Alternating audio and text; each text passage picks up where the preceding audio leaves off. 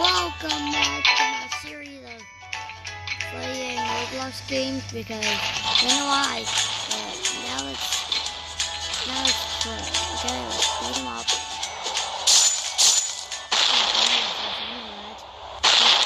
Play on your shoulders. Who cares about weight on your shoulders? But also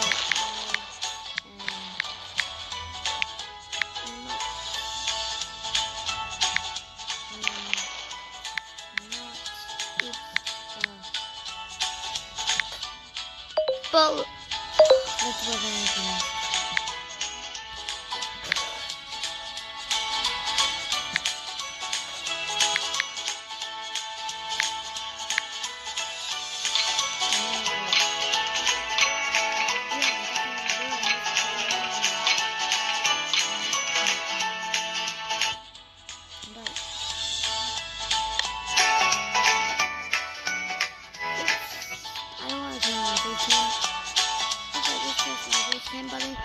Wrong route, my face cam. Sorry.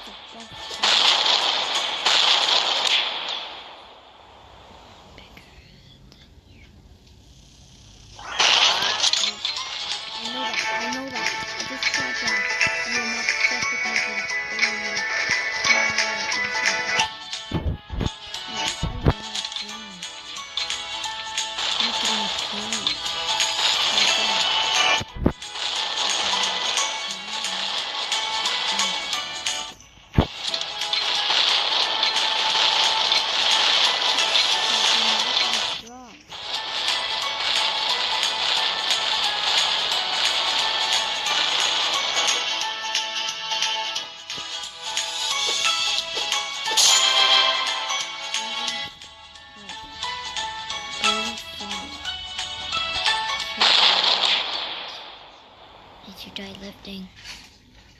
On my ice? Okay.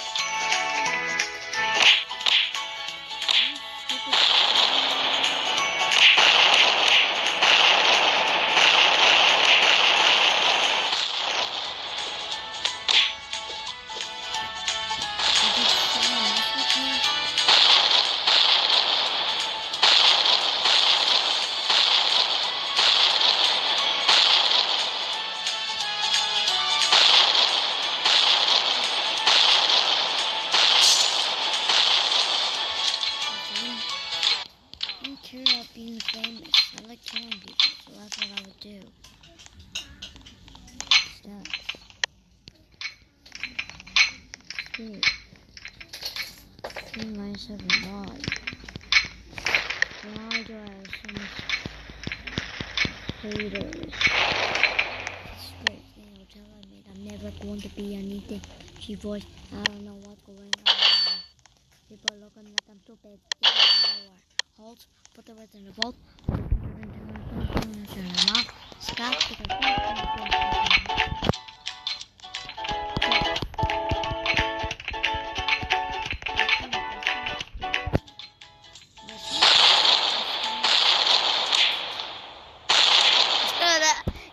pun. Hey, that's a pun. That's literally a pun. Don't mind me. It's literally a pun.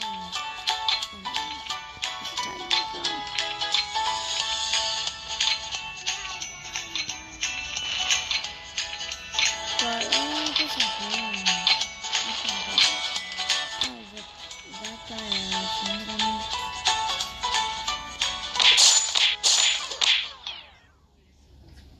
Do you even lift, bro? Oh, I do lift.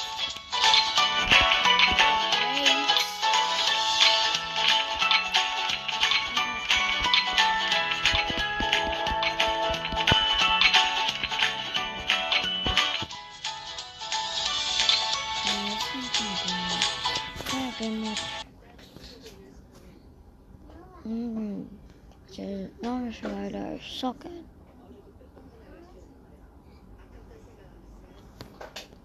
Well, maybe if reinforces. No, I'm gonna play Soul Shatters.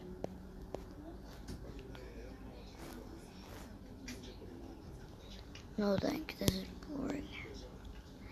These are stinks. The giant simulator.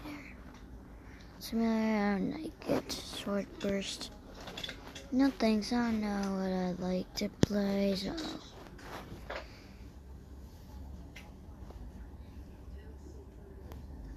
Oh shoot, what the hell? Donut life.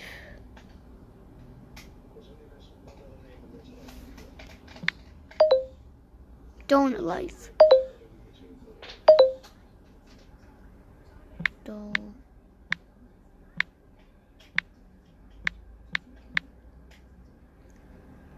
Life.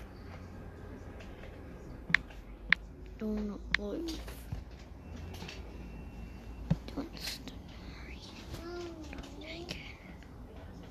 Yeah, what else? Let's not play it. Not play Roblox, let's react. Let's react to Smash Bits. What if it's in... Okay, let's react to something like Nerf combos.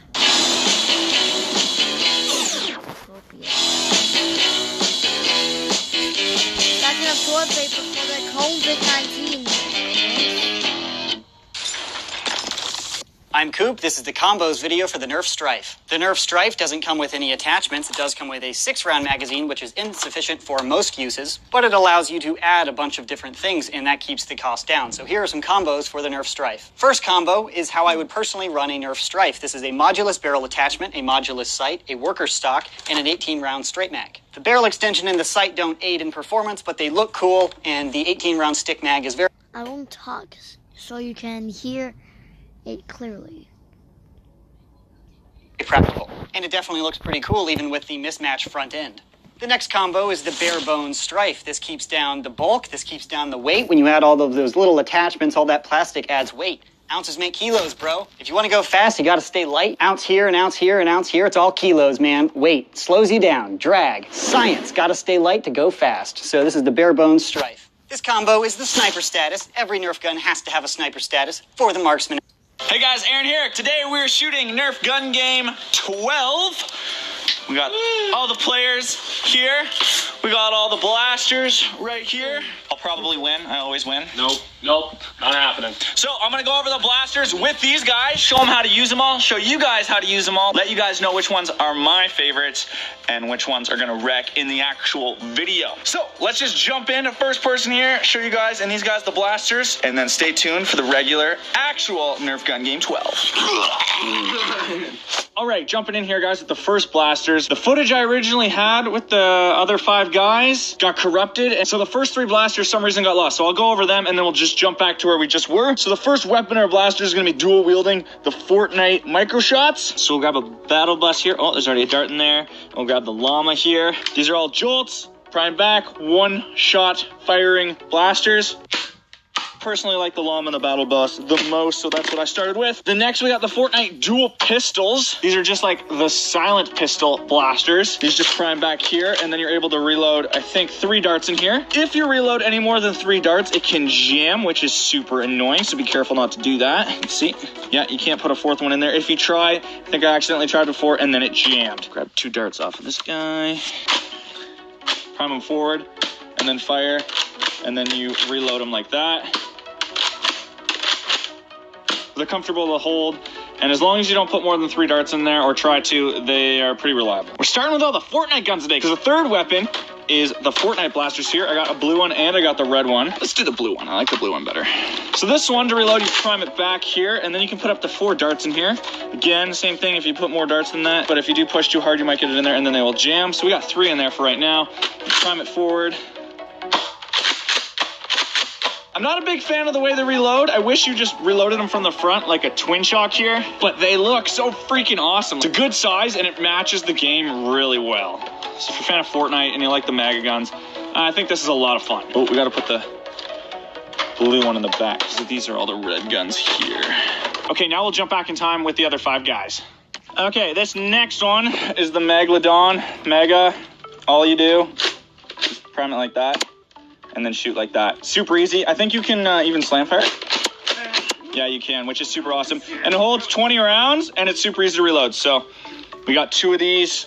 This will probably be a common one always to come back to if you just need to grab a random gun, okay? This is the Trilogy. This one uses these guys right here, these little like magazine clip things. Hey guys, Aaron Esser here, and I'm here to show off the new Elite Trilogy. So this comes in like that. You pop one in. It shoots all 3 at the same time. But now the cool thing is this. Okay, that wasn't that cool. It's supposed to pop out. Wait. My gosh. There you go. And then you pop, then you went in, okay?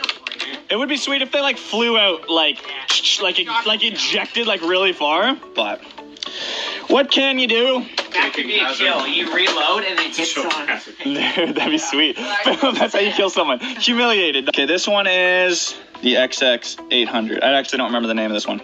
Okay, so this one is shotgun. You have to prime it back before you can reload it. I think it holds 5 shots, and if you put any more than that, it will jam, which has happened to me multiple times, so don't do that. Only 5 shots at a time.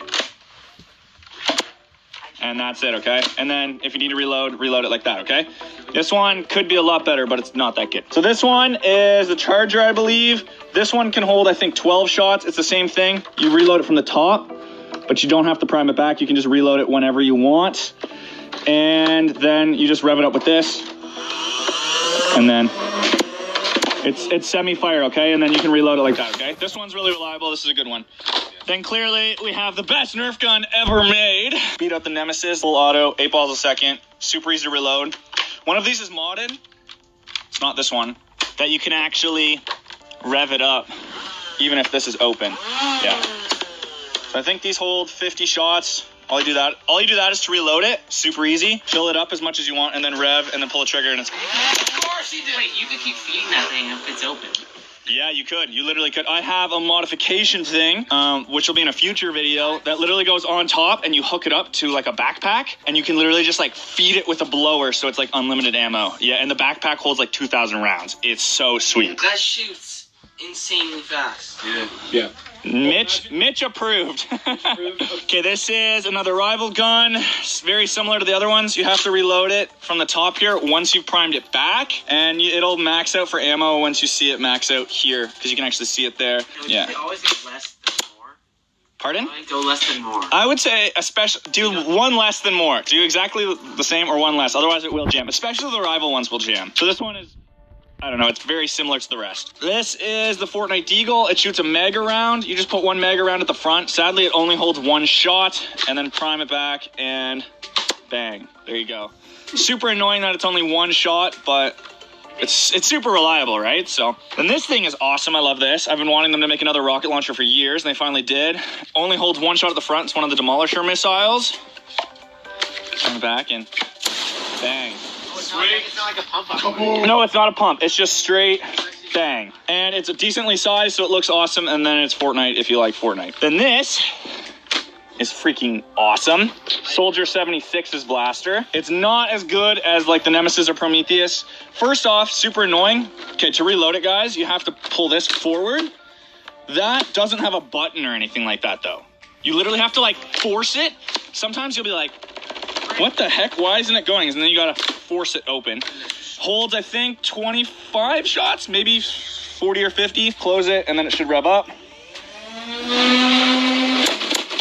So it has a slower rate of fire, but it still is fully auto, okay? The main thing is that it just looks so awesome. I think it's huge. And then this is the Titan. This is also full auto. Shoots elite darts. This right here pops the magazine out. You can reload it and pop it back in. Just difficult. There we go. You know, just have little 5-round mags. Yeah, that'd be ridiculous. You'd be reloading constantly. So then this is to rev, and then the top one is to fire, okay? And then there's this with it if you want to, so you don't have to carry it around all the time. So rev up. Oh, that's sweet. So it looks way awesome. The spinning is super cool. And then the rate of fire is like, doo, doo, doo. And it doesn't even shoot that far. So again, it looks better than it actually is, but it's going to be sweet for the video. Sounds like a Nerf gun. Yeah. It's a standard Nerf gun without being modded or being rivaled. Okay, so this is the Nerf Ultra One.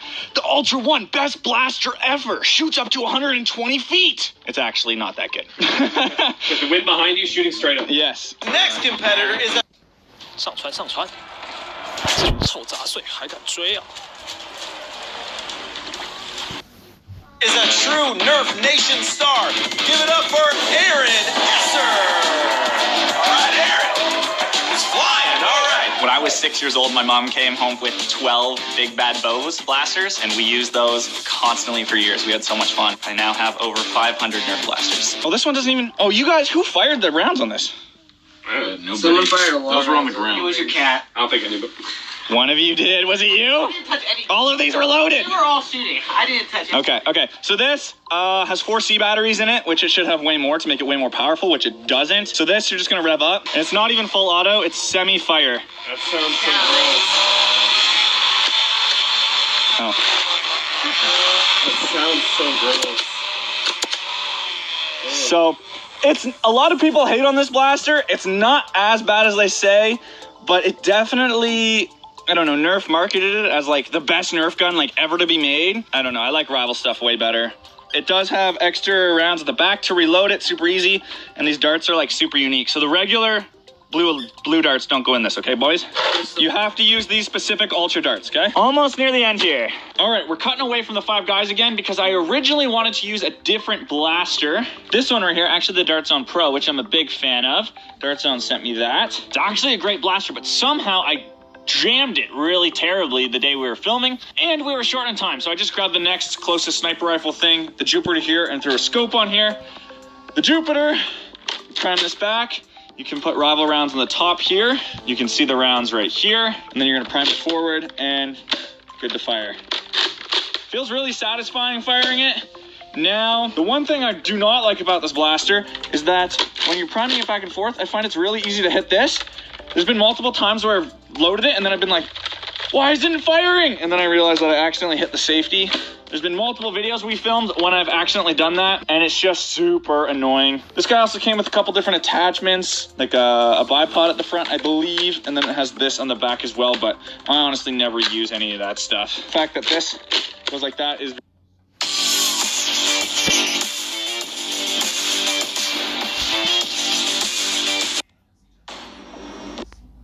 very satisfying. Next blaster. Okay.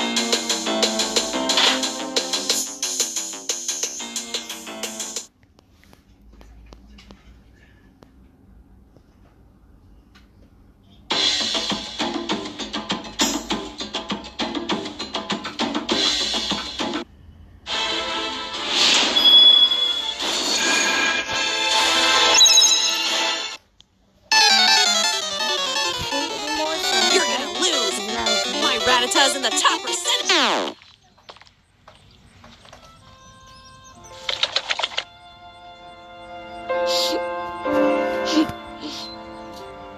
Oh, yes. Thanks, Rattata. Because of you, I finally made a real human friend. I'm gonna call him every day about you, Rattata.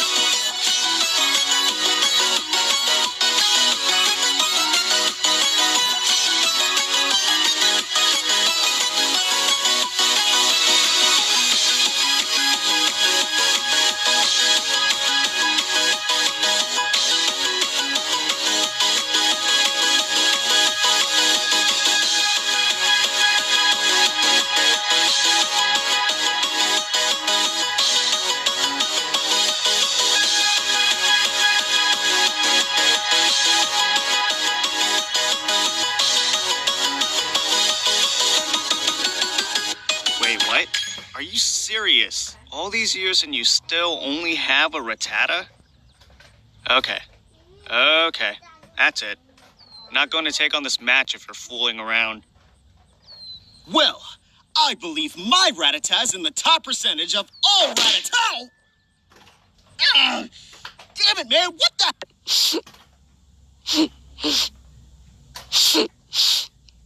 I think those should be enough sniffing noises.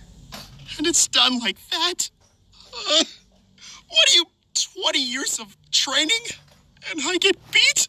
This isn't a lot. Within the Pokemon community, there's a set of self-imposed rules you can add to the games to make them more challenging, called a Pokemon Nuzlocke. You can only catch the first Pokemon you run into per route. If a Pokemon faints, it dies, and you can't use it anymore. And you have to nickname your Pokemon to get more attached to them. That means if you aren't careful, you can technically lose a Pokemon game under those conditions. I've wanted to do a Nuzlocke for the longest time. I've started a couple in the past, but never actually got to finish any because busy. But today's the day that all changes. I decided to make a video on my first full attempt at a Pokemon Ruby Nuzlocke. Let's see how it went. After breaking free from the back of the moving truck my mom stuffed me in and introducing myself to the neighbor Brendan, the kid that I always thought was a monkey said that he heard screaming up ahead. Professor Birch is getting mauled by a level 2 Poochyena, so I let his Torchic out and she scratches the crap out of it. He gifts me Torchic for rescuing him and I name her Teriyaki, my first Pokemon. Walking up the route more, I run into Brendan, who challenges me to a battle, where Teriyaki proceeds to also scratch the crap out of his Mudkip. Good job, Teriyaki. You're 2 for 2. Doing great. Great. Professor Birch gives me 5 Pokeballs, and the Nuzlocke has officially started. I walked back up to catch my first Pokemon and ran into a Zigzagoon. Alright, not the best, but I can work with this. You know, I think we're gonna have a really awesome adventure. Dude! So Teriyaki one-shotted Zigzagoon with a critical hit scratch, but whatever. Contain your murder a little bit, alright, guy? Route 102 is right around the corner, and that's where I was able to catch Corn the Seedot. Look at us, couple of friends ready to take on the Hoenn region together. After watching the weird kid Wally struggle to catch his first Pokemon, I continued on to Route 104 and found a little Tailo in the grass. Aggressive and screams when hungry? Oh yeah, I know your name. In Petalburg Forest, a Team Magma grunt jumps some random professor, so Ari and Teriyaki peck his eyes out. Oh, hello, Shroomish. I'm gonna name you Onion. I make it to Rustboro, and while getting ready to take on Roxanne's gym, Teriyaki kills another Zigzagoon I was about to catch. What's your problem with Zigzagoons, dude? But it turned out alright, because she also ended up evolving. Onion was able to destroy Roxanne with ease, and we got our first gym badge. Exiting the gym, we catch a glance that Team Magma is up to no good again. Something about the scorching earth or something. And this old man exclaims that they stole his Pico. Here's your dog. Also, you're coming with me. The mayor thanks me by turning me into his errand boy, and I arrive in Dewford to give a letter to Stephen. Alright, what do we got? Ugh. Okay, chomps. After finding Steven, it was time to take on Brawly, the next gym leader. Ari's a stone-cold killer and easily earned MVP in that fight. Things were going well. 2 badges in, and the team is looking good. On my way to the next city, I caught a tentacle on the beach. Squidward. Okay, so later I'm going to play more Roblox, so stick to the video. So make sure you stick around. And after beating Team Magma and Brendan again in Slateport, it was time again to get ready for the gym battle with Watson. But as I was fighting some trainers, Chomps the Mawile got electrocuted a bit too hard and was killed. Jaden, let's battle. I want to show you how strong I am. One shot him. Okay. Ari, this is an electric gym. You're not allowed to fight in here, so you can just wait outside. While battling the gym trainers, Onion evolved into I'm recording! Breloom, and together with Teriyaki, they were able to get another victory. Now we were riding high. 3 gym badges in and no main casualties. With our massive confidence, we decided to take on the Winstraight family's challenge of beating all their family members. I had Squidward out front to get him some experience, but we ran into some troubles with Grandma. Oh god, it's gonna do a high jump kick. We can take him out, but I need a clean switch first.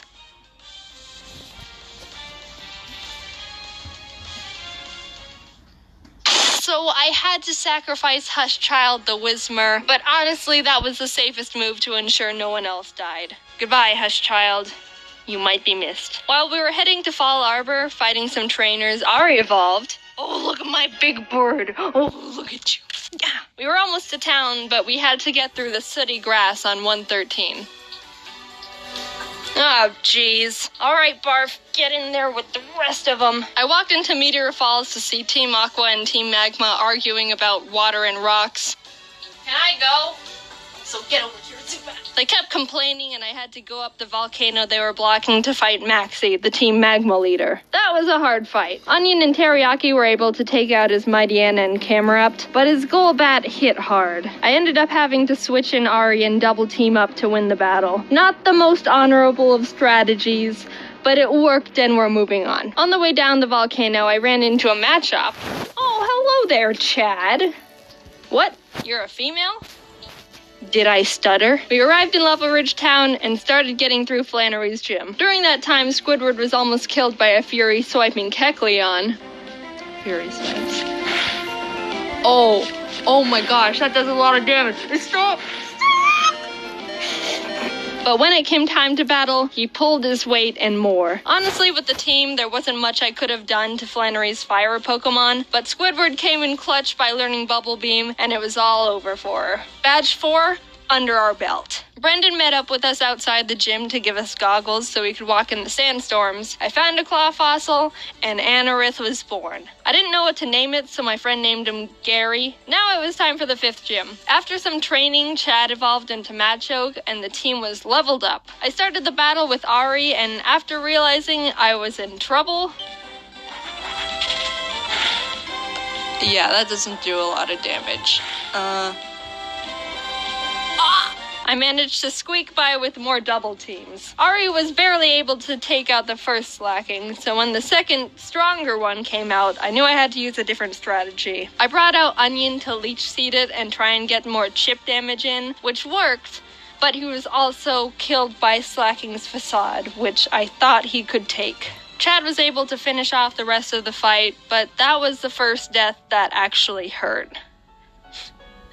I'm not crying. Someone's just chopping onions in here. But with every down, there's an up, and Korn stepped up and was ready to fill Onion's spot. While passing through Mauville again, Watson asked us to help him turn off the city's generator, and while down there I found a Magnemite. Do you want to come with?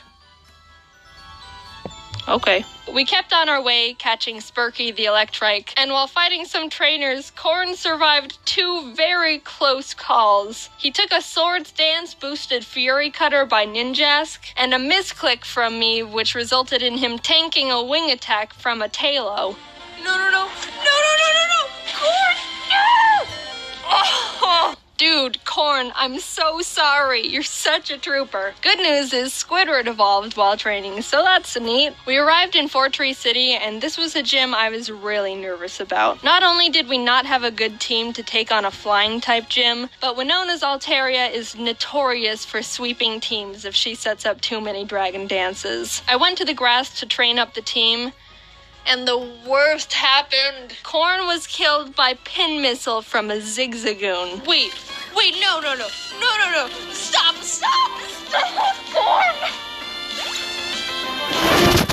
Korn! Korn!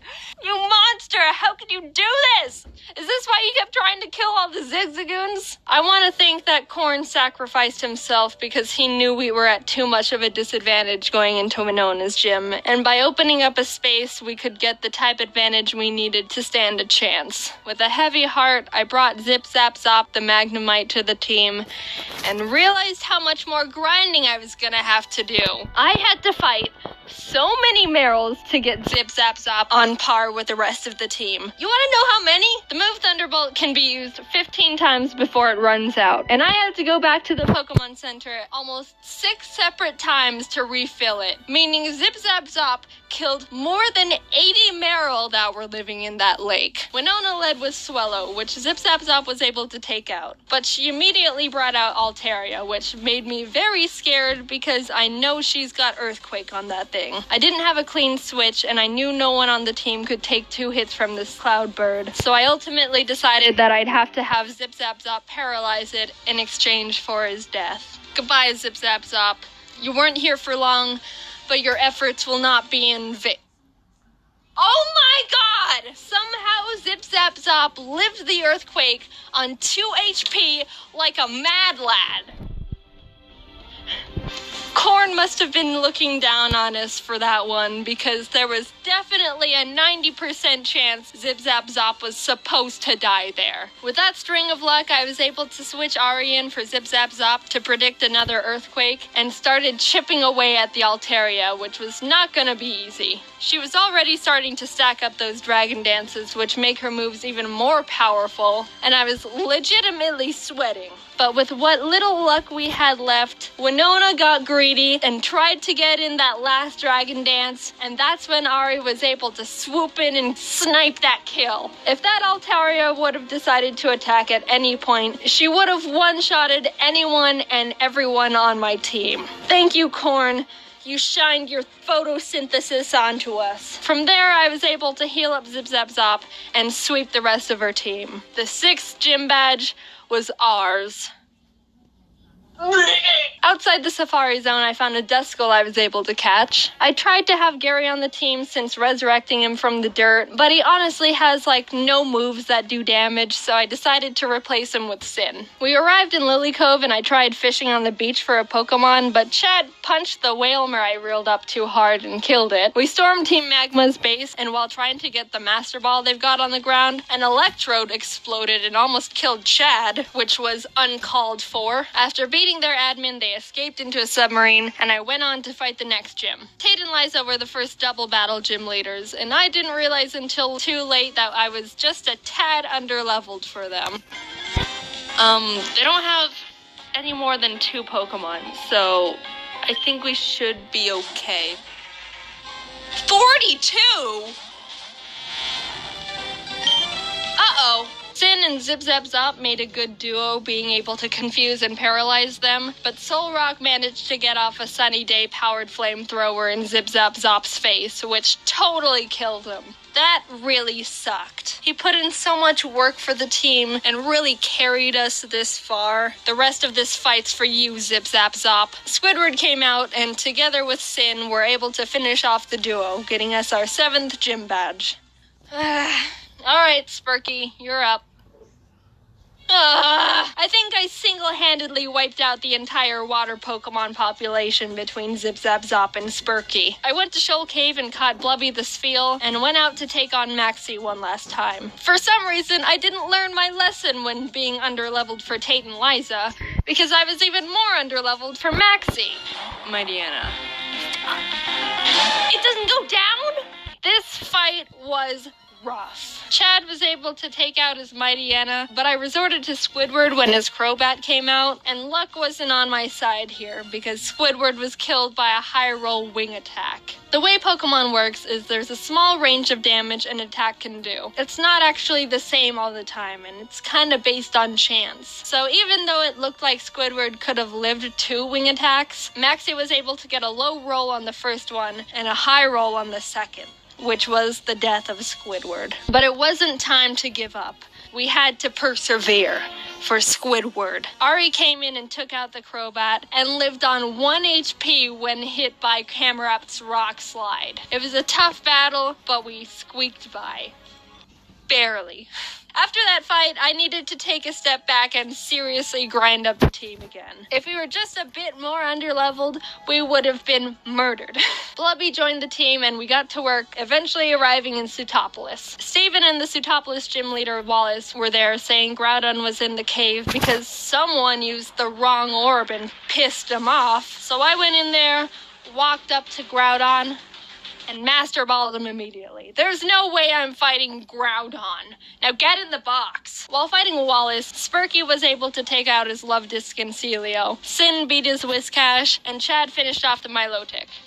The team was perfect. And after obtaining our final gym badge, I knew we were ready for the Elite Four. We got through Victory Road. Wally tried to fight us for the last time, but he just needs to stop. We exited the cave, and there it was. The final challenge.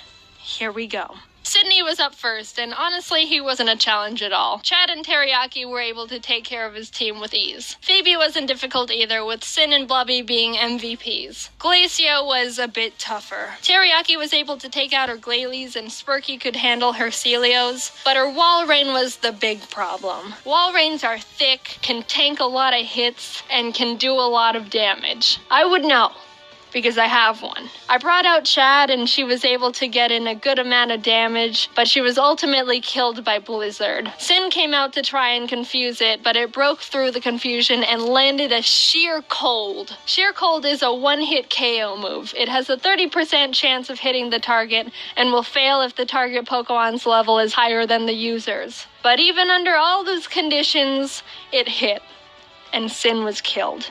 2 great team members, down and out. Chad was with us for so long and pulled so much weight, and Sin got us through some really tough battles. Even with those losses, we were able to finish Glacia off and move on to the final Elite Four member, Drake. Drake's got a tough team, But we've got a Blubby, and she wanted revenge for her fallen comrades. She ice beamed every single one of Drake's Pokemon. Just a straight up massacre. And with that, it was on to the last battle. Steven Stone. I was legitimately nervous. I led with Spurky to take out his Skarmory as quick as possible, and Blubby was able to take out his Claydol and Aggron, but then came his Metagross. This might be the end. Metagross is Steven's strongest Pokemon, so I needed to hinder it as much as I could before it started doing serious damage. I knew his Metagross had Earthquake, which would definitely take out most of my team, so I had to have Spurky Kamikaze to get a paralysis off. Blubby came out again, and after a lot of hard work, finally beat the Metagross by spamming Surf. Teriyaki was able to finish his Cradily, and his final Pokemon was Armaldo, Gary's final revenge for getting booted from the team. I brought out Blubby because Teriyaki was pretty weakened, and after realizing she gets two-shotted by him, I knew she was gonna have to die. So with a heavy heart, Blubby pulled off her last Surf, getting Armaldo in the red, and was killed. Teriyaki, the Pokemon who's been with us from the start, who's seen her friends die in front of her, the OG, refused to let any more murder happen. Onion, Corn, Zip Zap Zop, Squidward, Chad, Sin, Spurky, Blubby. Their zeros and ones won't go down in vain. One good kick to the head, and we did it. We completed the Pokemon Ruby Nuzlocke. Teriyaki and Ari were the only survivors, but the whole team put in a lot of work to get us to number 1. A cheers to the true Mad Lads.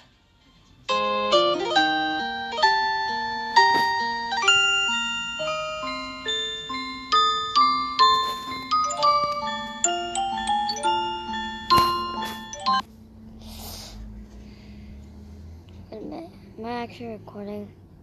Oh, okay, I'm sorry. I didn't know I was recording. Now let's stick to gaming. Let's go back to gaming and see if this is on. Let's see if she's on.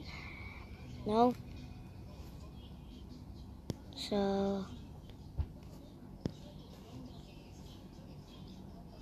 what? Which one I like pick a side?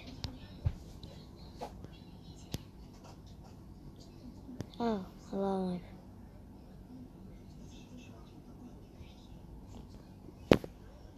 The place is really bored. I'm bored right now, so maybe I should play this game. I'm pretty a noob, I'm pretty newbie, so everyone knows I'm the loser here. It's like, it feels like Pokemon, but it's not. But it's actually pet trainers. Weird thing, I don't care. I have like a cool team of 2 weird guys. I'm just going to press it. Press all of them on. Now they're going to fight. I don't care, camera. Alright. Now we're going to fight it. Like, kick it a bunch of times.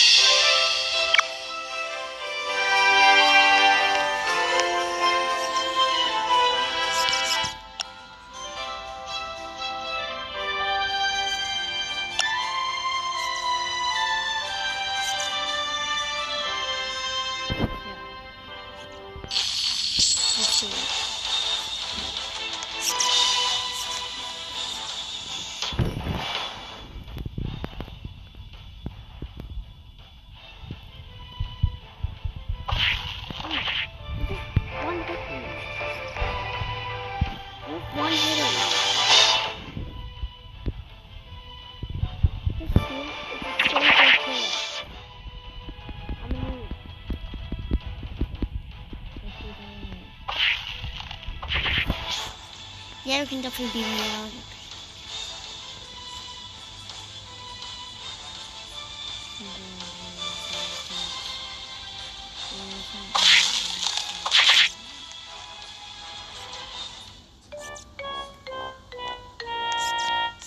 Don't care.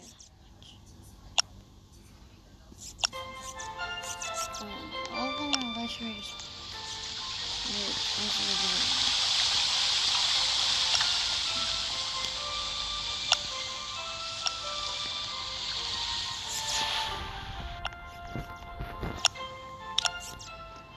How would I heal?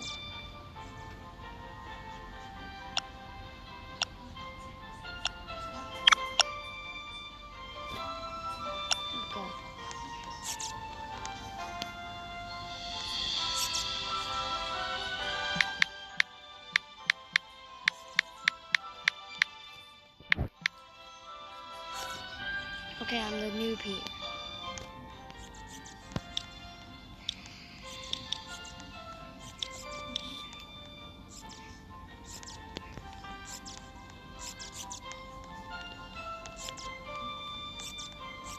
Oh yeah, forgot about this. Reward.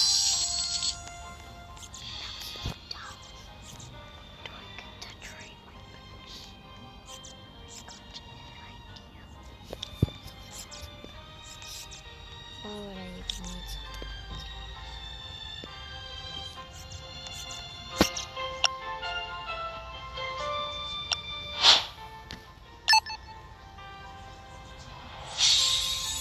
Okay, like 5 of these things.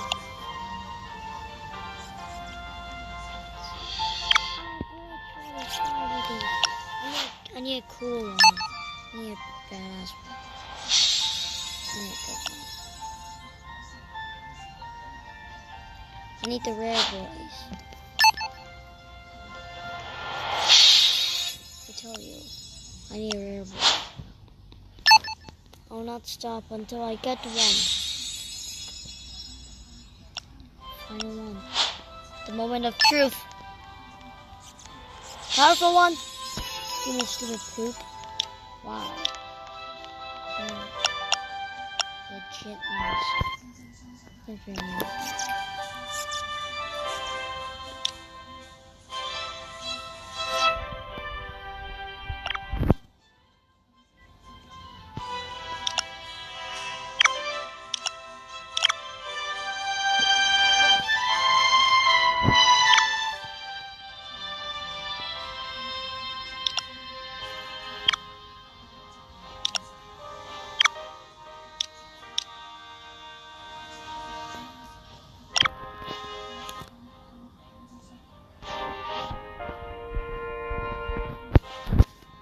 Yeah, I'm pretty bored with this, but I'm a loser, so who cares? But yeah, seriously, I'm a loser. I get it. So. Free luck will come soon. So yeah, I want to watch. I want to get some free luck. I know what it means of my luck in this game. It's getting the full bubble mode. But I'm not crazy. Okay, let's just chill out. I'm going to calm down with you blowing a bubblegum. Who cares about it? Let's just calm down.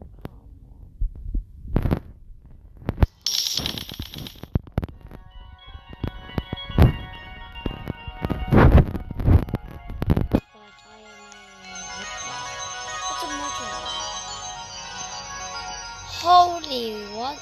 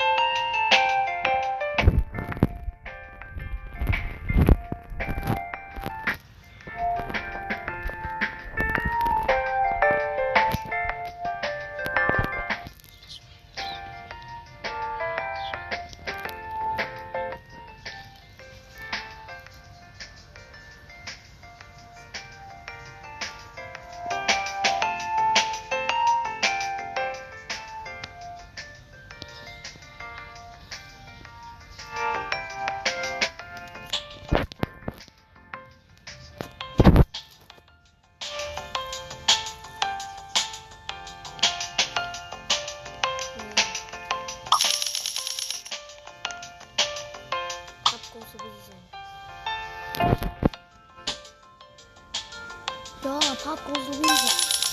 That's where the weasel goes. Pop. Goes the weasel.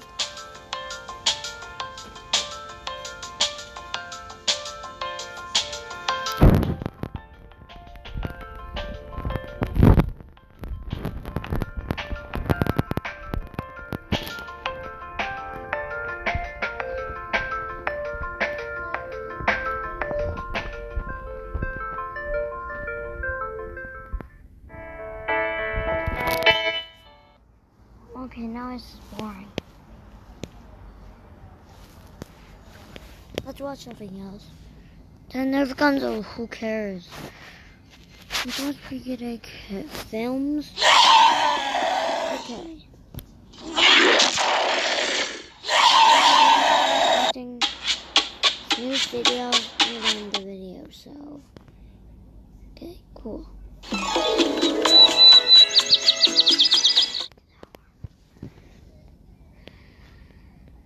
But no, it's not. A house.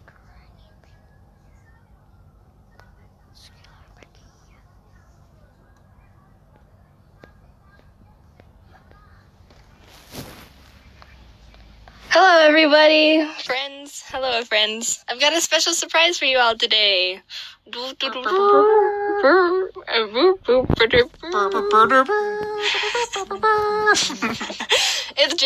It's James. Hey, how's it going? Heyo. Most of you should know him from The Odd Ones Out. Yee. And if you don't, you better get on that because he's like the funniest channel. Thanks. It's a fact. We became friends a little while ago, and I thought it was about time to have you on the video. Thank you. So coincidentally, we both live in the oven that is Arizona, and we wanted to share our thoughts and opinions on it. Like, don't get us wrong, we love it here. Well, I mean, love is a pretty strong word. We don't completely despise Arizona. But there's just some things about it that are just like, so we're gonna talk about them, and yeah. There's no trees here. One, the heat. You talked about it a lot in your own Arizona video, James. Mm-hmm. And if anyone hasn't seen it, I suggest you watch that because it is a pretty A1 video. Yeah, thanks. But don't do it yet, because you still gotta watch this video. Yeah, don't watch that video. Yet. It gets absolutely scalding here. What, the record last summer was like 120 Fahrenheit, something like that? Yeah, oh yeah, it was unbearable. Like, shoot, Arizona, slow your roll with the heat. We're not eggs trying to be boiled over here. And some people do that. They try to fry eggs with just the sun. You can look it up. It's a thing.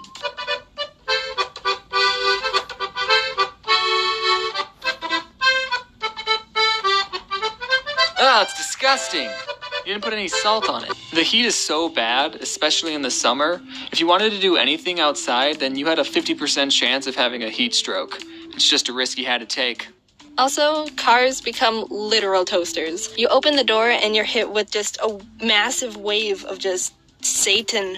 And you'd sit down with like as little skin touching the seat as possible, and you kind of just have to wait and sit there, wait for the heat to die down just enough to be able to do anything. The seatbelt's too hot, the dash is too hot, the steering wheel's like, holy Jesus. You think we're exaggerating, but no. If your car was parked in direct sunlight, you have to wait for it to cool down because you have to touch the steering wheel to drive. And you don't want to be driving like you're playing hot potato with the wheel. I think someone needs to invent like a little compartment for holding oven mitts or something in the car, because that's really the only way you can actually drive without burning your hands off. If someone actually does that, then we should get 50% of the profit because we came up with that idea.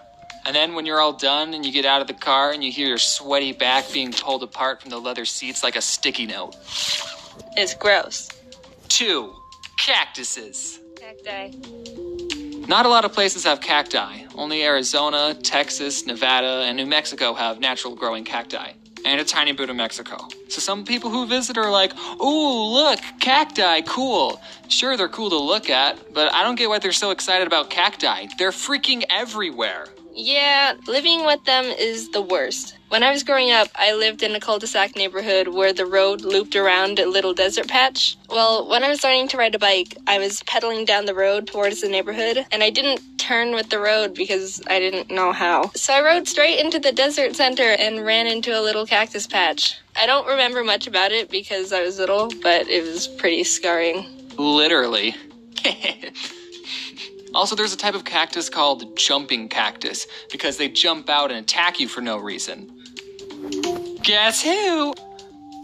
Ah! Cacti are jerks. 3. The wildlife.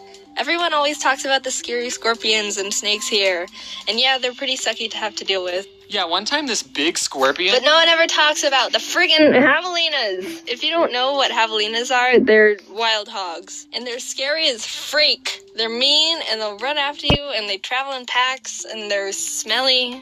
I've never had to deal with those before. Well, let me tell you. The only way you can get them to not attack you is to feed them bananas. But then they start coming back because they want more bananas, and you're stuck in this loop forever feeding them all your bananas out of fear. They're like ducks, but worse. If ducks were big, ugly, hairy monsters who wanted to eat your bananas. Me and my siblings... Water, but my thing's all the way in the corner of the closet. Oops, wrong button. Sorry, not have to end the video. No, yeah, I have to end the video, so... Bye, guys. Make sure to hit that subscribe button and hit that notification button. And make sure to like for more awesome content. Bye-bye.